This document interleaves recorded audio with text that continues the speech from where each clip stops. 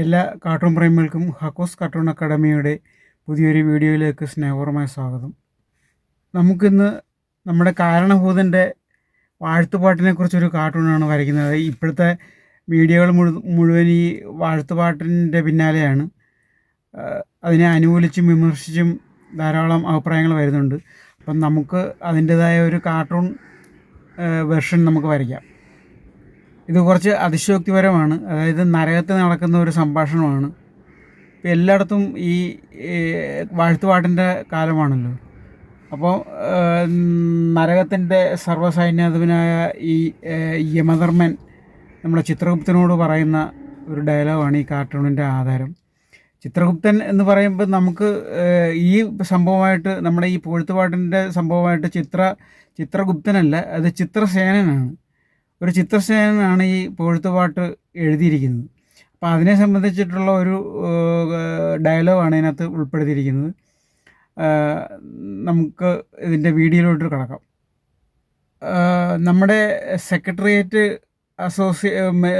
Employees യൂണിയൻ്റെ ഒരു രജത ജൂബിലി മന്ദിരം ഉദ്ഘാടനത്തിനോട് അനുബന്ധിച്ചിട്ടാണ് മുഖ്യമന്ത്രിയെ ഈ ദീപസ്തംഭം മഹാശ്ചര്യം നമുക്കും കിട്ടണം പണം എന്നുള്ള മട്ടിൽ ഒരു പുങ്കവൻ, ഒരു കവി പുങ്കവൻ, ചിത്രസേനൻ മുഖ്യമന്ത്രിയെ അങ്ങ് ഇല്ലാത്തതെല്ലാം പറഞ്ഞ് വാനോളം പുകഴ്ത്തി ഒരു ഗാനം എഴുതിയിരിക്കുന്നത്. അതായത് ഇന്നത്തെ പത്രത്തിൽ വന്നിരിക്കുന്ന വാർത്ത, ഉച്ചവരെയുള്ള ഫയൽ നോട്ടവും ജോലിയും ഉപേക്ഷിച്ച് ജീവനക്കാർ ഈ പാട്ട് പാടാൻ കൂടിയെന്നാണ്.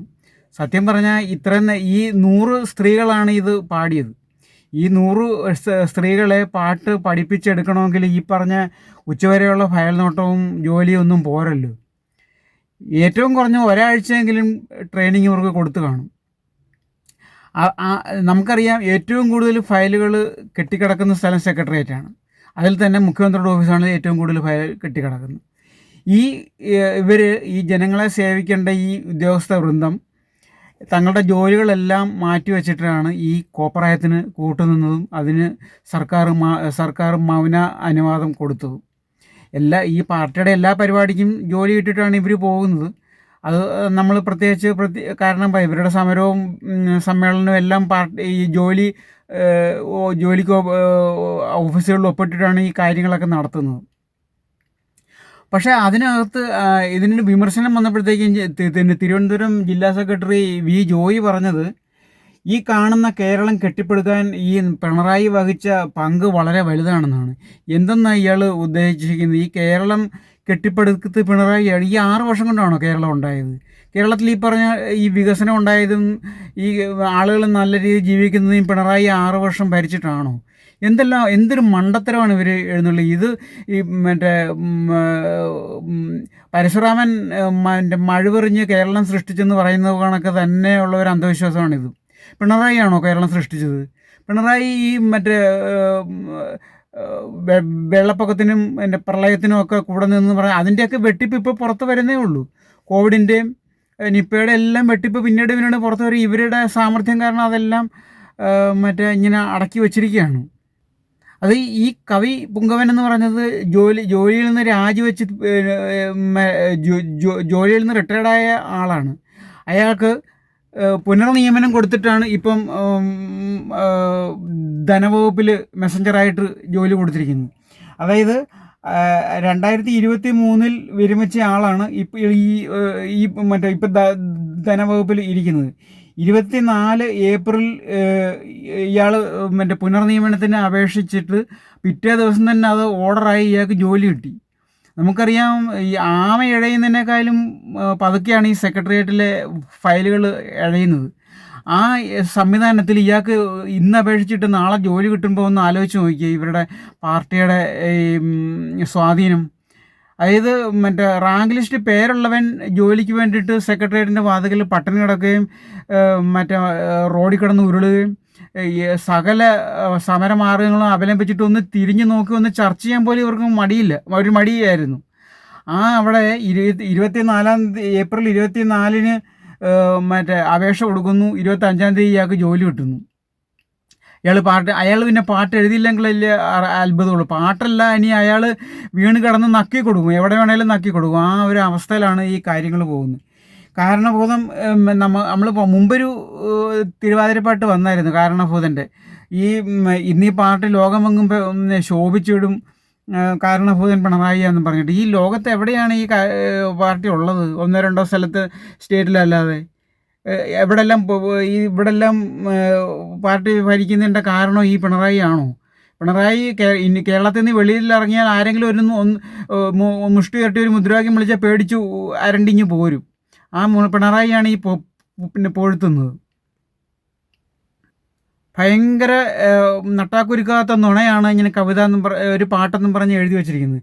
ഇദ്ദേഹത്തിൻ്റെ ഭരണകാലത്ത് വന്ന ലൈഫ് മിഷൻ അഴിമതി, പ്രളയ ഫണ്ടിലെ തട്ടിപ്പ്, ട്രഷറി വരെ തട്ടിപ്പായിരുന്നു. ട്രഷറി വരെ ഉച്ചയ്ക്ക് കുത്തി കവരുന്ന ദിക്കിലാണ്. അതായത് ട്രഷറിയൊക്കെ കുത്തി കവരുമായിരുന്നു.